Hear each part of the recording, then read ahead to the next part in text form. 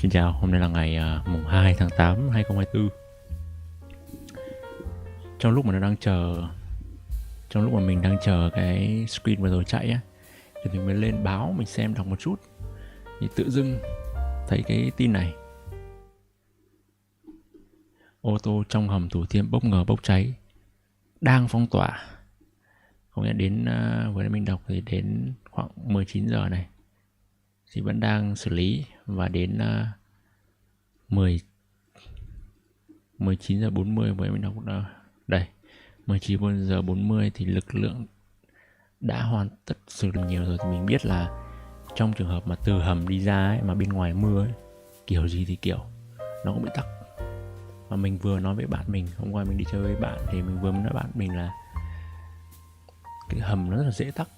Bởi vì hôm qua bạn mình nói là có một bạn của bạn share một cái tin là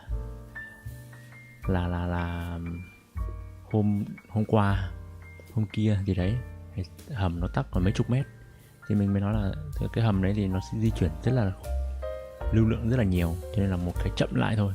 Ví dụ một người hỏng xe này, một người đỗ lại khi mà áo mưa, hoặc là đi chậm lại mà áo mưa thôi là chắc chắn là sẽ bị ùn ứ ngay lập tức.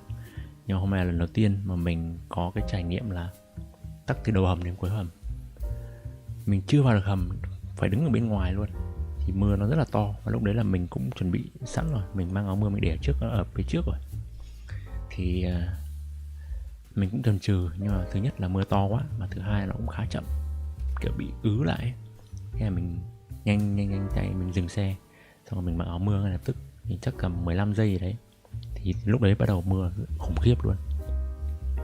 Và đúng là đi từ đầu hầm đến cuối hầm mình không biết là mất bao nhiêu lâu, nhưng mà chỉ đi số 2 thôi, cứ đi một tí lại dừng, đi một tí lại dừng. Và mình mới thấy là lúc đi thì mình mới suy nghĩ là trong trường hợp mà trong hầm full xe luôn, full cả ô tô cả xe máy, thì liệu là nó có bị quá tải cái không khí không. Nhưng mà mình vẫn công nhận là đi trong hầm ấy, cái cảm giác nó vẫn không khí rất là tốt, không bị mùi khói xe quá nhiều. Và ngay khi mà mình vừa ra ấy, thì thậm chí là mình còn cảm thấy là nó ở bên ngoài nó còn nóng hơn bên trong hầm cơ, bởi vì là do cái quạt từ hầm nó thổi ra bên ngoài. Nên là khoảng 10, 20 mét, 30 mét đầu tiên ngay sau khi ra khỏi hầm ấy thì không khí nó rất là nóng. Nhưng mà đi một tí qua cái đoạn đấy 30 mét đấy thì bắt đầu lạnh, mưa rất là lớn luôn. Rồi, đó là câu chuyện hôm nay mình đi làm về nhà lúc 7 giờ kém 15. Đi mất khoảng 50-60 phút gì đấy.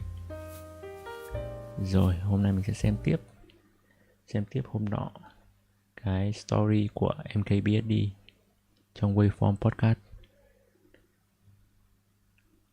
Say enter. Sort of. So the dash pirate, and that's the story. I'm very curious to see where this goes. Yeah. This is, I feel like, a forgotten part of my lore here at the office, and it's from just before I got hired, sort of. So the question I get asked the most is, how did you get this job? How can I get a job like you? And it's a difficult question to answer because weirdly this is the job that had the most Chờ chút, mình gửi cái này cho bạn cái. Đây, chuyển màn. Đâu nhỉ?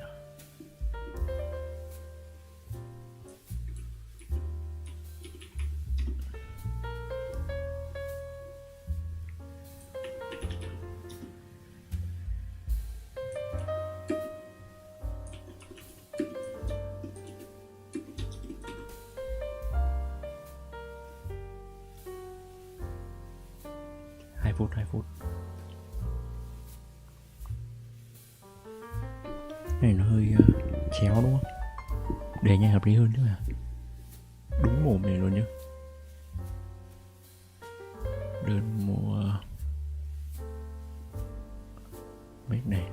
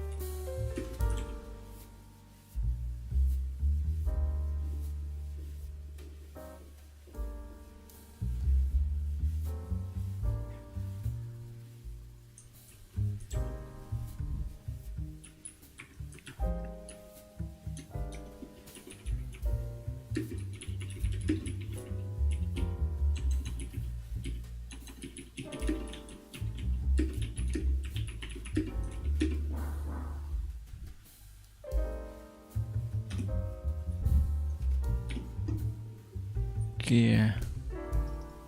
Rồi, quay lại chủ đề hôm nay.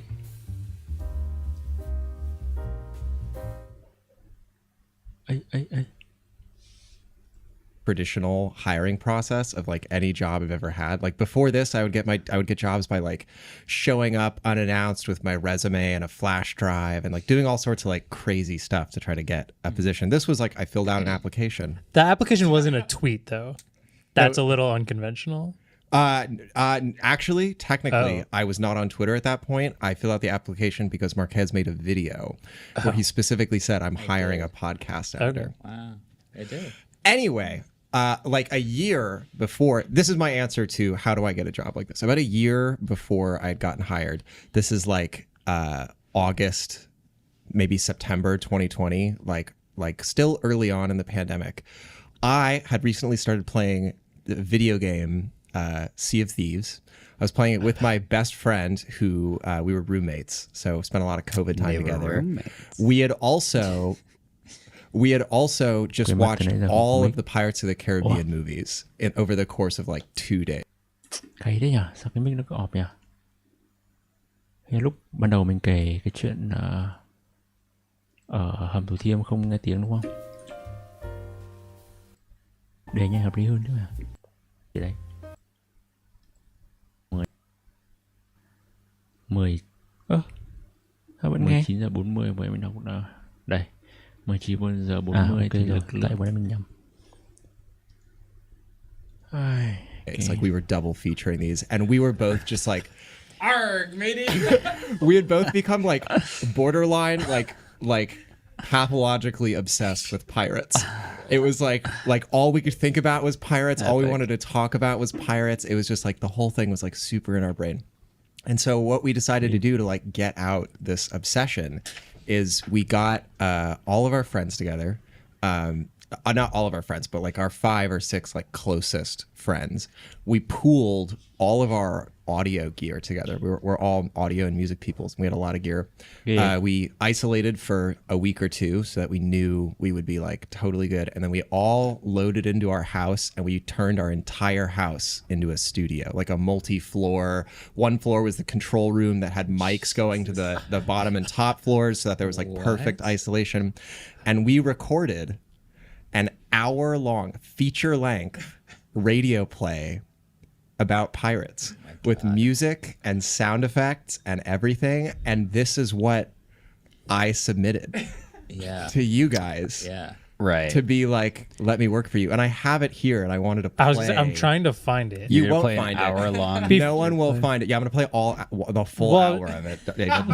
Nice. Awesome. Can I say before you play it, I do specifically remember something else you sent, which was a podcast about tap dancing, I believe. Yes. And you had a very specific part in it where you really, like, this was right after you guys did the Boosted Board episode. Yeah. And we were talking about how we wanted somebody who was very good at also being able to add sound and like ambiance to storytelling. And you posted this great part that was talking about tap dancing where there was like shoes tapping in the background and music and like all these things that made it feel like in the story tap dancing was happening. I appreciate that. It was great. In my head, that was for another project that was like very much like just a gig, and like I had 3 extra hours and I was like, oh, I have time to like record this, and it was very fun to do and do at my home. And if you ever need a tap dancing sound effect that you can't find, packaging tape being pulled taut and then suddenly ripped is like pretty similar to a tap shoe hitting the floor. At least similar enough that none of you guys noticed that wasn't the sound of a tap shoe. That was the sound of packaging tape.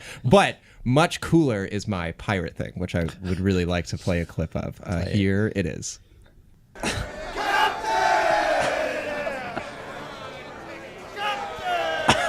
You just did this for fun. This is awesome. Hey, give us a few words. Settle down, men. Let's go Was about that you? enjoying No. ourselves. I can play you Come one that I've on, in. Captain. But We hardly see you down all here. the Give us sounds, a the few background promising chatter, this is all us. All recorded originally. But it is it is a drama. So without spoiling too much, I will skip to. This is an hour long. It's an hour long. Took us about a week to write all the parts and like write the script. What? Who are you? you are! Tom! What are you doing? Where did you come from? This is such a dramatic moment at the end. Captain! Tom, stop! That's me. That's me also.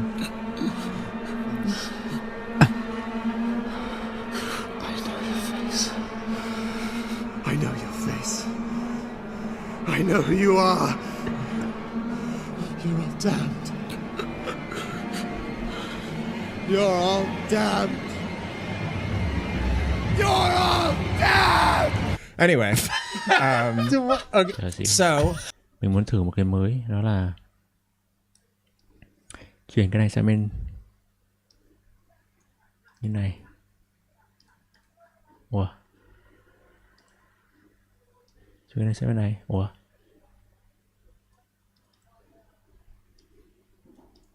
thôi tạm nha đi. Mình tính chuyển màn hình để mình xem trực tiếp trên cái OBS luôn, nhưng mà không được. Marquez Brownlee heard that and said, "That's the guy." I don't think we ever played that out loud. Really? I don't. So like, why doesn't waveform sound like that? Or Bro, if we did, we didn't understand the like. I don't.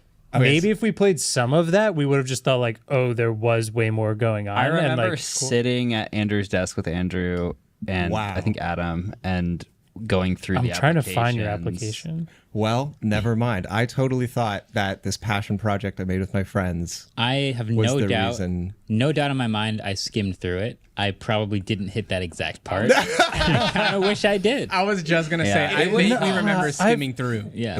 There's a lot, you know, like actually I don't want to in case there's copyrighted stuff in here. But long story short, if you want a job like this one, Pirates. watch all the Pirates of the Caribbean movies, get completely just like follow your heart. Why man. can I not find your application? Follow your dreams, follow your heart, do what makes you happy, and Marquez Brownlee will eventually find you. Facts. That's how it works. Do it. All right.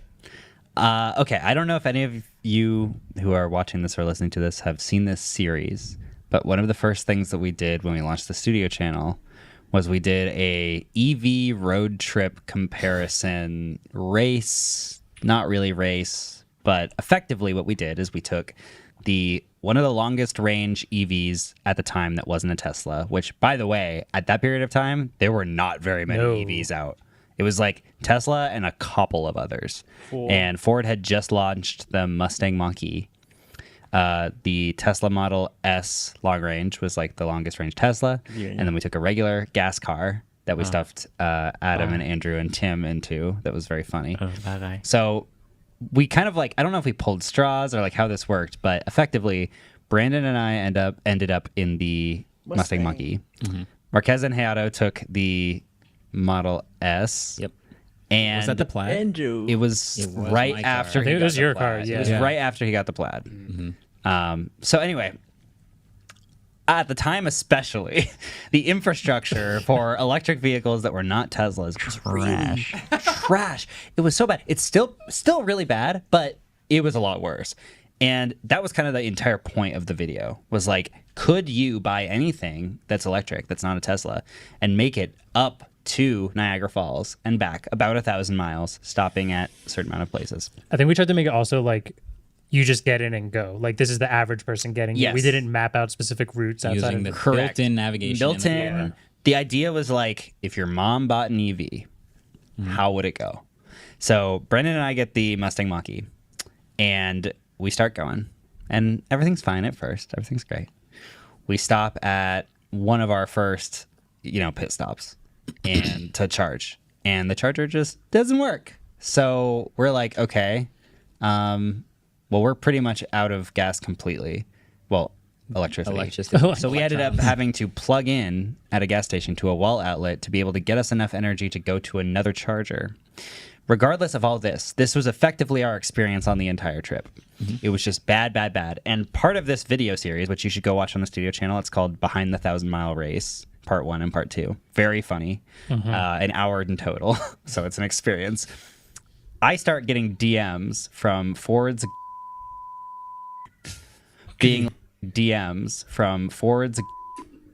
Soon as I remember to tell Adam to believe.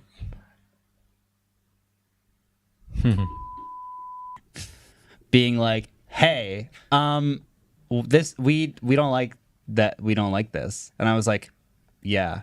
Me neither. Me neither. And if you go watch the video series, Brandon and I are just devolving into madness because it took us like 17 more hours to complete the trip. But regardless, they start pushing me. They're like, my boss is not going to be very happy about this. And I'm like, cool, that's not my problem. And then randomly, I get a message from her that's like, so, okay, we sent people out to a bunch of different EV charging locations, and we created a map specifically to get you to Niagara Falls and back, where we can ensure, because we already had people that went out there and checked, that all of these chargers are operational. And I was like, You know, as you do. that's literally the opposite of the point of this video. Yeah. And so I was like, look, the whole point about this is that we're trying to use the inbuilt navigation. Also, when Ford launched the Mach-E, they also launched the like Ford Charger Network map thing. Ford Pass or something like that. And the whole idea was that they worked with all the like EVgo and ChargePoint and all the like third-party charging vendors to basically map out where all the chargers were. But especially at that period of time, there was no way for you to know if the charger was working or not. Or what like level of charger it was, because some of them were just trickle like chargers, like like wall outlets. Yeah, basically wall outlets, just a 7 kilowatt, something like that. And so it was just a total disaster. It was just such a mess. And I just had Ford in my DMs constantly being like, please, please, please, can you not do this? And I'm like, we literally told you what this video was going to be when we asked if we could borrow a car, and you accepted it. And now we're doing it. And now you're really upset. So for weeks, I had people from like Ford comms in my DMs being like, I really just don't think you guys should publish this video. And we were like, what did you think was going to happen, dude? That's wild. Oh, and the other thing, we also got like the New York State head of transportation like tweeted about it. It was like something like Department of Transportation or something. Yeah, it was like the New York State head of Department of Transportation like tweeted about it and was like, this is unacceptable levels of like EV upkeep. When I started in this administration, I promised that I would do this, and seeing this now is insane. It's funny. What I like to say is when we do, especially tests like that, like we are in a way like professional users. Like our skill is evaluating the experience that most users will probably have. Right. Like when you, like if you look back at the rabbit and the humane videos, it's like, yes, we could go super, super in depth to find the exact best possible experience it could possibly offer. But the vast majority of people are going to have a different version of that experience. And we're trying to uncover and understand that experience. Yeah. And so we could have gone on the exact pre-planned route that Ford created for us, where they sent people ahead of time to chargers to make sure they're online and working. And it's like, yeah, then we would get one version of the answer, which is in Ford's best interest. Yeah. But the point of the test is to understand what most people who get this vehicle will default to for their experience. Yeah. And it turns out that was very different. And I had a bunch of people on Twitter and stuff too being like, why don't you just use this spreadsheet that's been shared around where everybody like mapped out exactly where there are chargers and what their wattage is? And I was like, because my mom would never do that. And I'm trying to be my mom here, you know? I would argue at university we'd also get another Mach-E, which has their optimal best route, and we'd have like 7 variables instead of just 3. But we had 3. It's just funny too, because like that ultimately wound up being the best thing for Ford, because when you're trying to convince people to go to an EV and that's the experience they have, you've just lost that person as an EV customer forever, probably. So like, I made that video. Just giving us a pre-planned route that looks perfect is like not going to help the people who then get absolutely destroyed on a road trip. Right. Yeah. I later made a video on autofocus called like "This is ruining EVs for people," and it's literally, I overheard a conversation. Well, I had a couple experiences, but I overheard that conversation, which is literally like someone pissed off at a charger, like, I'm never getting an electric car again. I'm returning this. I hate this. And there's another one where I like helped some lady charge when I was going to get food, and like trying to explain how to charge her Model 3 at this ChargePoint charger when she didn't have an account. It was just like, honestly, just go to a Tesla Super. I'm sorry, like this is not going to be easy for you. And that all of those things add up to just like, there's too much friction. Everyone knows how to go to a gas station. Yeah. And there should just be that same level of zero thought, zero friction for charging. And that's the thing. I highly recommend watching like all of the videos we made about this. You can just see multiple points where Brandon are like, okay, this one is guaranteed to work, and we show up and it's like 1 a.m. and we go and it's just not working. I get on the phone with the ChargePoint person being like, yeah, this one's down. And they're like, oh yeah, we knew that. And I'm like, but you didn't change it in the app? Like, what is going? Anyway, yeah. So it was ridiculous. Go watch those videos. Okay, Adam, you're in the stock and you have like 5 stories. How quick can you tell these? Because all of them are really good. 100 hamburgers, 100 burgers. Yeah. So, okay. First one. Apple messing with our timeline during WWDC a year ago, and we needed to record 2 podcasts in 1 week, which was crazy. We recorded the Waveform X Vergecast Trivia Extravaganza on Apple campus, Featuring the Vergecast. well, also featuring the energy drink. So Anyway. during that time slot, we were supposed to record that with Vergecast and then also record our podcast. What actually ended up happening was we recorded the slot with Vergecast after they snuck in some execs so that Marquez could interview them, Right. which took up our time slot, which is fine. You know, No, it's it not. happens. PR people have to like do things sometimes. They have to PR. They have to PR. Yeah. We didn't find those interviews all that interesting, so we never ended up publishing them, but it took up our time slot. It was, and yeah, because we were like one of the last time slots in the night. Yeah, it so was, like like, it getting pushed up to the people that they had hired to do the podcast stuff, who are awesome. Who were all They were amazing, great. and they were union workers, and so they stayed had to there get till out by their a certain last time. second of that. I saw Yeah. them again when we did the Tim Cook interview. Yeah. All the same people were Those there. yeah, Yes, I those love people them. are awesome. Which then meant though, not only did we not get to record it on campus, which like looks cool and has done really well for us, we had to fly home and record it like first thing Yeah. Thursday morning or whatever. So I was fresh off the plane. I was editing the podcast that we had just recorded on the flight back. We landed. In the YouTube video, if you watch that episode, there's a Red Bull on my desk because I am just crushing Red Bulls that day because we recorded it and then I had to get it live Friday morning the next day. And because this was in California and we flew back, Ellis had a previous engagement in California, so he just stayed behind. So in that episode, he wasn't there. So I had to send him the audio remotely, and he had to edit it remotely from, I think, his parents' house, right? You were at your parents' house. I remember. Yeah, and we're like FaceTiming each other, like, and it was crazy. When we So, FaceTimed yeah. him, he just like outside with sunglasses on. I was literally editing the podcast like on the sand at a beach. like, damn, Adam, you look stressed. Logistics go crazy. Yeah, so that was one story. The second story I have is when I first got hired, the first like week-ish here, I pretty much just got handed the reins to the podcast immediately, which was terrifying.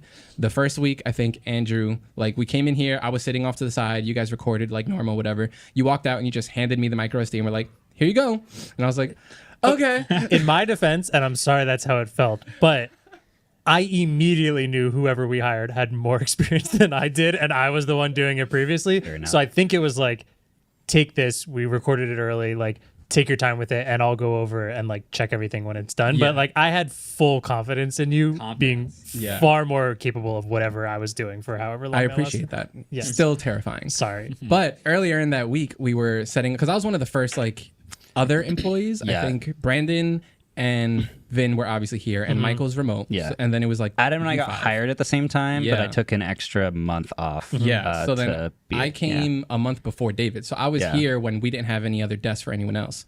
And there was a point where we're like planning, like, okay, you know, we're doing this waveform video thing that we want to launch eventually. Like, we're changing up the intro music. Like, let's listen to some of the tracks that I have here. And Andrew was like setting up pods for the desk. So he's just building desks while blasting 20 SYL because I think Marquez was like at an event or something or doing a briefing. So I'm just like sitting in the corner and we're like listening to a track, pausing it, like, oh, how'd you feel about that one? Oh, that felt intro. Okay, let's put that off to the side. We'll mark it down as potential intro music. And we narrowed it down that way to the song that you hear today. Yeah, well, 20 SYL was basically like, here's like 20 different drop or like beats that I made that That are were like all 2 minutes fire. long that I didn't use. And if you want to license one of them for the podcast, you can. So we just listen to it over and over. That's what I learned about my favorite music producers is they all just kind of have beats that they just scrap that they just have on a hard drive somewhere, and they're all fire.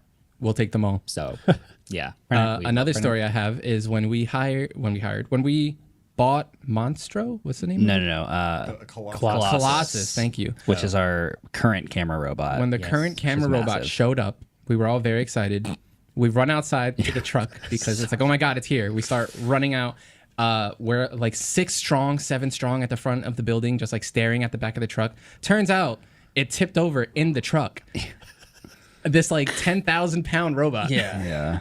And then we're all like inside trying to move it. And we realized very quickly, like, we can't move Yeah. it. I think it's like 1,600 pounds, us, the owner of the company, and the driver all opened the door at the same time. And it was just knocked over. It was just laying on its side. And we were like, oh my God. And like the driver and the owner of the company keep going back and forth like, did you know that happened? And he's like, I didn't hear anything. It's like, it's a 2,000-pound robot that fell over in the back of your truck. How did you not feel that? Yeah. He definitely took a turn a little fast and just heard like a. I don't know what that is. Oh, whatever. We were planning to release that video on Studio Channel, and at some point during this whole fiasco, Andrew just is like, we should stop recording. recording. It was we just were This is not recording the going to whole make a video. thing. Yeah. Next story. David and I staying up till 3 a.m. here working on the Boosted Board episode. Yeah. Just, like, going ultra hard on transitions and Yeah. sound effects and where should we put what. And it was just like a very fun core memory of like early working here. It was our moments. first special episode that we ever did, and because it was audio only, there's so much more you can do when you're limited to audio, because you can really like encapsulate someone in their head and use sound effects and music and transitions. And until like 3 a.m. because we were publishing the next day, we were just like, oh, but what if we did this here? What if we did this here? And we're just like sitting at our desks like, Yeah, just- to be clear, the episode was done, but we were just like we going were just adding stuff so to it. hard, just like adding a bunch of stuff. It was very fun. It's very good. You should. And he listen ended to up it. with an hour-long Pirates, which was so cool. And those are my stories. Yeah. Okay, but what about? Wait, can I tell this one? Okay. Okay. I was there for the whole thing. We were I was in the kitchen. The kitchen has a window which overlooks the like the part of the parking lot where we have like dedicated spaces, like MKBHD employees only. And there's big flex. And Brandon on his Tesla needed a tire change. And correct me if I'm wrong, Tesla owners, but Tesla will come to your car wherever it is and just change your tire while you're at work or while you're in any sort of public parking. So Brandon was having this service done. There's a Tesla service van, sort of parked perpendicularly to the row of our cars. And someone is like, hey, look, there's a little bit of smoke in the parking lot. And we all look, and by the time our heads have turned, this Tesla service van, not an EV, gas vehicle. Sprinter. Sprinter van, yeah, just...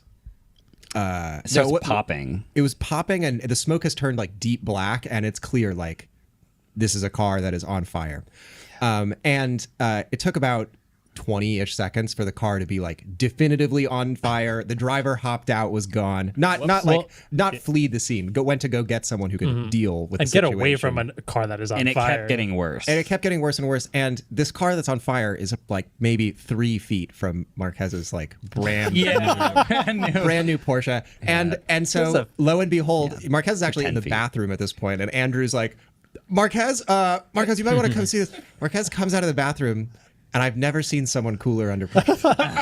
It was crazy. Marquez's hands might have well been in his pockets because he was just I like, accepted defeat. it was just like, well, nothing I can do. It was like 10 feet. Like, It was 10 feet away. yeah. It was and everything was fine. The car didn't explode. The Most Tesla car exploded. no, it didn't explode. Its window like popped. Window pop. I know, but if it had exploded, the row of EVs parked within feet Yeah. of it would have also, it would have been way worse. But the part of the story that I think stuck in everyone's mind is at this point in the story, the car is definitively on fire. Like the flames are much bigger than the car, the van itself. Yeah. Yeah. And the fire department has just rolled up. And this one firefighter, man, just walks up to the flame, gets what feels like inches from it, and just stands there like this. Do you know the meme of the guy at like the server rack with his like pants down a little bit? Like that's what the firefighter. I guess he was looking for something, getting info, but I had just never seen anyone with more chutzpah than that guy in that moment. I think it was because the fire was coming from inside the sliding door, like where the service happens, and I assumed he saw Tesla and was wondering if it was battery fire versus. It was a compressor. Yeah. Yeah, the really powerful irony of this whole situation is that people are always anxious about electric cars catching fire because of the batteries, and it happened to be the gas-powered Sprinter Tesla service van that caught on fire because of the compressor. I think it might have been a transit van, not a Sprinter Ford van. Transit, yeah. I think Yeah, that might be maybe right, yeah. transit van. Okay, yeah, but it was the service. It was a Tesla service. It was really fun. Ford just catching strays in this episode. Either Always way, a Ford, yeah. shout out to the fire department because they were so calm and collected. Like they Yeah. came, they're pulling out the hose, and we're all like, "What are they doing? What's taking them so long?" And they're just taking their sweet time. They like turn on the faucet and then, and it's gone. Yeah. The fire just went out immediately. From my perspective, I'm in the bathroom, which is 10 feet from the window, and I kind of just overhear like, "Oh my God, is it on fire?" That's the first thing I hear, and I'm like, So you think it's in the studio? okay, something on the studio on fire. And then I get out of the bathroom, and everyone's faces are just like up against the window, and there's just a fireball. And I'm like, what is going on? Yeah, we were pretty close to the window, and I think all of us, I don't think we were like, against it. I think but it pretty grew close. so quickly, we were like, we should back up because it's glass. We I all think took my videos. dad mode came in a little too much, maybe. And We all put videos on Instagram stories, and all of the replies were like, "Get away from the window." Yeah. I'm pretty sure Adam was on the phone, and I ran and like knocked on the door, and he's like talking to somebody. I was like, hang up. You have to see what's happening right now. I was like, well, I guess Brandon's flat tire isn't getting fixed today. It did get fixed. It was after the tire was It fixed. was the same. Oh, it was after. I think the tire was You're right. fixed. The yeah. compressor to inflate the tire, that was its last gasp. Yeah. Yeah. Everyone was okay. Driver Everyone was was okay. okay. He got Everyone was away. fine. He came, spoke with us after. Yeah. Perfectly Yeah. fine. There's But, still ashes in our parking lot. There little are. bit, yes. There are, and there's still like some Melted. stuff melted into the parking lot too. Yeah, it's pretty sick. It's pretty funny. Souvenir. A lot of stuff has happened in that parking lot. All right, I got one more story. We go through a lot of airports, and we kind of have like a little ritual of like trying to pack as efficiently as possible, so that when we bring all of our camera gear through TSA, it hopefully doesn't get stopped. Now, when we travel with a bunch of camera gear, it looks like a lot. Like there's big cameras, glass, dozens of kilowatt hours of batteries all stacked on top of each other, weird looking things. Red also went through a period where they named their cameras the Weapon and all sorts of other not great TSA friendly names. Yeah. Whoops. So we have a litany of stories of like, oh, one time we were late to check in, we had to check the bags, so we just held the cameras for a 6-hour flight. Remember that? That was a cross-country going to flight. Canada, and the overhead compartments weren't the same size where our bags are set for that, so they wouldn't fit. Yeah. That So we- happened sorry. At least Oh. twice. Yeah. Because it happened also where we were late and they ran out of checked bags, and they were like, you have to check those bags. And we were like, oh, they're full of glass. We can't really check them. And we're like, you have to check them. So we pulled all of the glass and cameras and batteries out and like cradled them and walked to the back of the plane with them. Put our clothes like in the camera bags, threw them under, and then like Yeah. our bags were just full of cameras instead. But my favorite TSA incident was when we flew to this tiny little West Palm Beach airport where we shot this video on the Lamborghini Aventador, or maybe it was the Huracan. I don't even remember anymore. We came back, and as we're leaving, we are basically the only people in this airport. And it's like pretty early in the morning, and the TSA there, pretty bored. They don't have anything else to do, clearly. So as we go through, they're like, wow, look at all these crazy bags. Let's go through all of them. And they go through and check every single one of our bags. And I do remember a moment where they open a camera bag and they see the red Weapon camera in there. And the guy's like, so what is this? I'm like, this is a camera. And he's like, okay. You sure about that? Do you mind if like you show me that it's a camera? And I pull the cap off and I go, see, look, that's the sensor right there. It's a camera. And he's like, all right, let me just swab that real quick. I was like, nope, never mind. I'm closing that up. Like, I'm sorry, you cannot swab that. Swab the outside, do anything else. He asked to swab the actual sensor of the camera. And I was like, I don't think we could do that. We'll drive. Yeah, we'll just drive. Yeah, so there's always a fun little tidbits of things that happen at TSA. Side note, TSA at Newark is pretty cool because I go through the same one so many times they kind of just know me now, which is, I guess, fine. Ellis, do you remember the TSA guy in Ohio? There's two TSA guys in Ohio. The first one is when we were traveling together, I'm usually responsible for the audio suitcase, which has cables, microphones, not quite as threatening as the camera bag, but still like stuffed full of electronics. And it got flagged going through the X-ray, and so like security guy like takes it, pulls it to the side, puts it down, and then he like on his monitor like pulls up the X-ray image, which is just a mess. And he looks at it, and I watch him go, nah, and just gives it back to me. Doesn't even open it. It's just like, I'm not even gonna deal with this right now. But the other story is for people that know what a fill is, or a card, A bounce. a bounce. Oh, Yeah. Is this the story you're talking about? Yeah, right? yeah, like Okay, the so, big I love that bounce one. cards. card? Yeah, Yeah. and like the way they When they explode open. So like there was a story Like a where well no, like we were going through TSA and the guy's like, can we check this bag? And we're like, of course you can check this bag. And he unzips it, and immediately this like 4 foot wide thing just goes like if you used to have one of those, it wasn't like that. It was like if you used to have one of those old car windshield things that you could scrunch up, like it just and the dude looked at us with just like it's too early. For this, you guys. he was Like, so, and those TSA things are always like, it's a clear glass with a like space under it so you can slide it. So he's pretty much in this almost like plexiglass box, and it goes down to pretty much a quarter of its size because it's a circle that spins and then turns into 4 small circles packed. Yeah. and he just opens it up and it just goes and like fills the cube that he's in, and then like you just see him pull it down and just looks so mad, funny. and then like proceeds to look through the thing, and we're just like, I'm so Did sorry. he have to like hand it back to you like you should fold this? It's like the snake in the can. Exactly. It was exact. Also, I just want to say, we know we're the problem here. The good people at the TSA, they're doing their job. They don't want people like us. We've got no other choice. So Yeah. we love you, TSA. Yeah, appreciate y'all. That was Trans-Siberian Orchestra. It was going to be that I've had a couple of like less than 24-hour California flights, either for a shoot or a briefing. And I remember I flew out on the first flight out to SF, and it was like 6 a.m, which means everyone is like barely awake. And I remember that flight attendant being like, just like shook my hand or whatever. And then we shot all day, and then I was the last flight out of the same airport. And I walk onto the plane, and it's the same plane and the same flight attendants. And they're like, oh, you're back. And I'm like, yeah, whoa, it's the same day still. This is crazy. Like they must have had a whole day, and they came. Yeah, it's a good time. We've had lots of We're all hanging together. all chilling. I have possibly one final one, unless anyone else has something. I But like this. Yeah.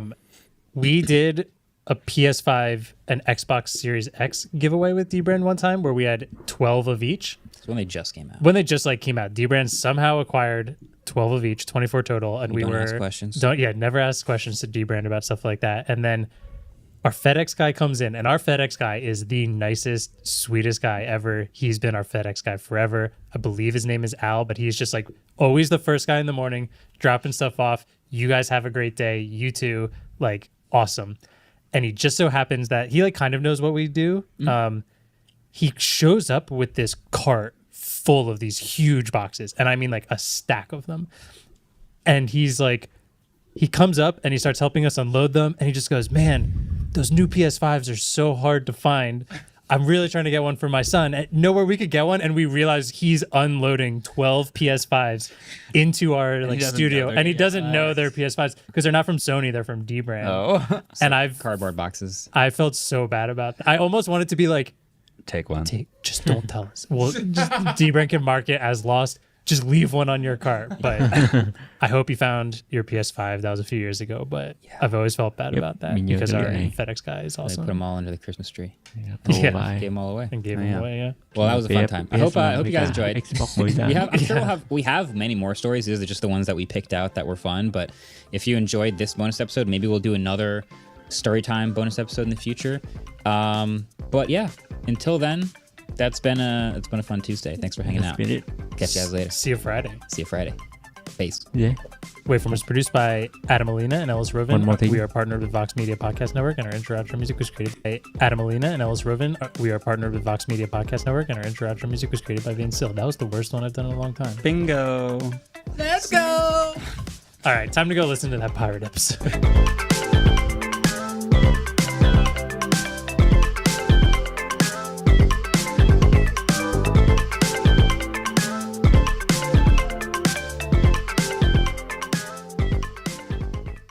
Can I tell one quick final story? I want to tell the lady that said about the internet. Okay, I have to tell this one final story. I'm sorry. I don't remember this. Okay. Wait, was this not in the video, though? No, it wasn't, because we stopped recording literally directly before we started talking to her. Okay, so there's this episode, there's a 2-episode series that we did. It was ICANN and the Secret History of the Internet, and it was ICANN and the 7 Keys of the Internet and the Secret History of the Internet 2-part series. For the ICANN and the 7 Keys of the Internet episode, we drove to Virginia to take place in a key ceremony to engage in the signing of the security keys that maintain the internet with ICANN. Very cool series of episodes. Go watch them. Anyway, we were like vlogging the whole time because we made a studio video about it. And so we were taking video. We got to our hotel the night before, middle of nowhere, Virginia, like absolute middle of nowhere. And we walk in and we're vlogging a little bit. We're like, oh, there's only one person at the front desk because we got there at like 10 p.m. And we're like, all right, we should probably just stop vlogging. So we get there and she goes, what y'all here for? And I jokingly say, oh, we're here to save the internet. And she point blank is just like, oh, the internet. My daughter uses that sometimes. Yeah, she loves that. Yeah. And I was like, not even joking. And I was like, yeah, Yeah. I She's think like, we're talking "Oh, about the same Yeah, thing." TikTok is the internet, right? And I was like, holy moly. While she's typing on her computer about our room number and everything. And I was just Local. like, It's oh my land, God. baby. Yeah, land. Anyway, that was super funny. I'm sure we have other. My daughter uses I know that. there's some other stuff from that trip, like when we're driving up to the like security building. There's just like more and more often there's these signs that just say like stop filming. Seriously, if you have a camera, you cannot film here. Like stop filming, and we're filming the whole time. We're like, should we stop filming? So we did, but it was yeah, that was a fun trip. Dude, no, you forgot the coolest part about that part where like more and more stop filming, like seriously stop filming. Like if you are filming, you're done, bro. And then we like get there and we do all the crazy spy stuff, like retina scanners, fingerprint scanners, cages that have thermal sensors and will only open when 2 or more people are in there at the same time to prevent solid, like all sorts of stuff. Yeah. Finally, we get through the last security measure and we're in like the ceremony room, and they're like, "You can film now." And we were like, "Wait, now we can film?" They're like, "Oh." No one's getting in here. Yeah, it was like we You'll don't want to never show leave. how to get in here, but once you're in here, Once you're in here, I'd like to see him you're in try. a cage, Yeah. bro. Wow. Yeah, Film anything you want. They were literally like, film anything you want. That's Like, awesome. it was crazy. Hi, Tanner. He's a sweet man. No. Bây giờ được 45 phút rồi.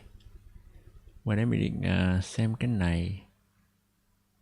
Nhưng mà mình có cảm giác là cái này nó sẽ hơi hardcore một chút, mà trong khi mình bây giờ đang hơi mệt.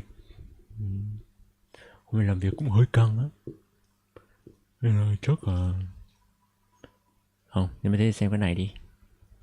Thing too, I don't normally wear 2 watches, Nothing but but take. You're a pro. Bạn này một bạn rất là trẻ, chắc giờ tầm 20, 21 tuổi. Bởi vì mình nhớ là lần đầu tiên mình biết đến bạn đấy là bạn ấy 16 tuổi. Nếu mà mình nhớ không nhầm.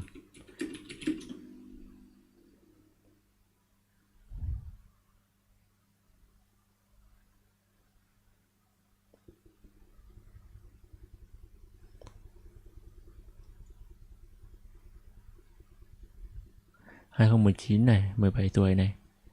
Thế thì là 22, 23 tuổi. 17. Không phải. 17 thì the face of creative mind nothing but take. Bạn này trẻ lắm. Bạn này được push khá nhiều, được kiểu bơm khá nhiều, nhưng mà bây giờ sau bao nhiêu năm phim có 200.000 sub. Thế nhưng mà ngay từ lúc bạn ấy mới bắt đầu đã có rất là nhiều người support MKBHD. 200.000 sub quen cái MKBHD. Thank you so much for doing this. So excited to be here with you. good to be here. Yeah. Mid-shoot day, you're shooting Galaxy Watch Ultra.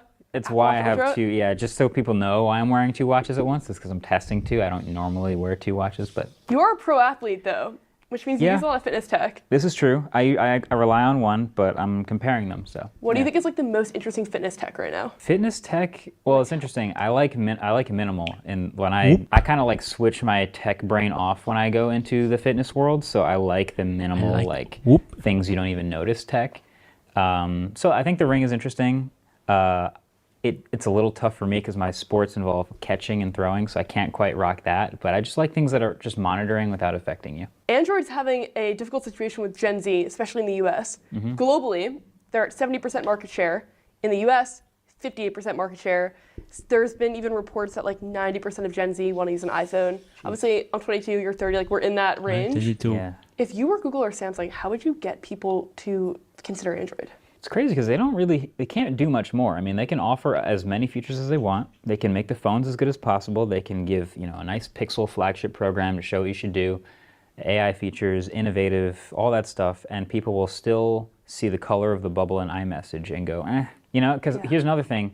Switching carriers is incredibly high friction for people, and it turns out it's kind of the same thing. Like if you're T-Mobile, you can offer people a better service, cheaper, available in more places.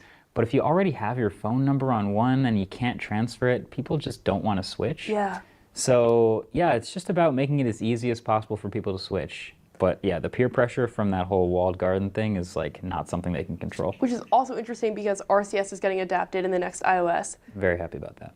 Same. Yeah. But it's still going to look green. Yep. And I think people are not going to realize, like in the generalist community, that it's different. I think most regular people will not notice a difference. I think they'll send a picture or two and it'll come through clear instead of a 12 by 12 pixel array, and then it'll be, oh, it worked this time. You know, you get like text, like typing indicators and read receipts and stuff. Like, that's cool. But yeah, as I predicted, like, Apple's not going to make it iMessage. They're just going to build it in on the side, and it works and it's encrypted, but like, also it's not a blue bubble. Yeah, which is interesting because it fails their accessibility test of like the white on The green. green, yeah. You use two phones on a daily basis. I do. Do you think that with like the latest upgrades, iOS 18 beta is obviously out right now, which one has like the more interesting features? I've talked about both Android and iOS in their latest iterations.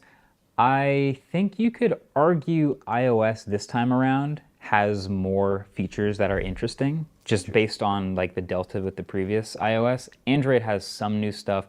There's just so much focus on AI. It's like we're not really doing features anymore. We're just have software child in general and broader. Yeah. It's way more stuff. Like hơi bị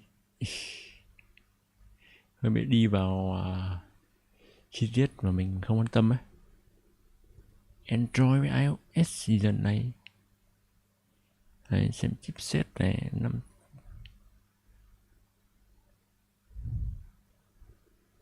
thế thôi nhỉ. XRS. Thế thôi, nay mình nghĩ mình dừng ở đây đi. Hơi mệt. Mình cố được nhưng mà thôi. Nhé. Kết thúc một tuần. Và hẹn gặp lại vào tuần sau. Bye bye.